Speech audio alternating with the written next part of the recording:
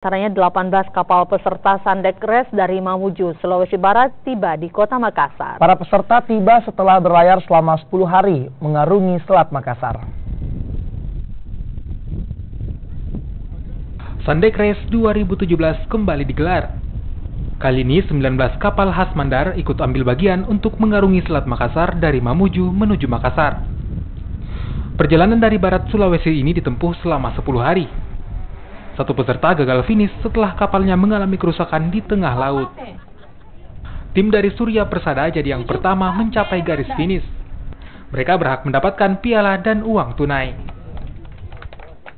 Jadi kalau kita pelihara yang baik, insya pariwisata semakin berkembang. Wisatawan akan banyak datang untuk melihat. Kita tinggal tentukan ikonnya bulan berapa, ya insya Allah mereka banyak datang berkunjung. Untuk tahun ini ada dua. Yang kedua, manfaatnya itu adalah membina industri perahu sandek kita. Tidak akan pernah sirna lagi. Ya, kita terus tahu produksi terus. Yang ketiga adalah manfaatnya adalah bagaimana meningkatkan nilai ekonomi bagi nelayan kita, pesandek kita sendiri.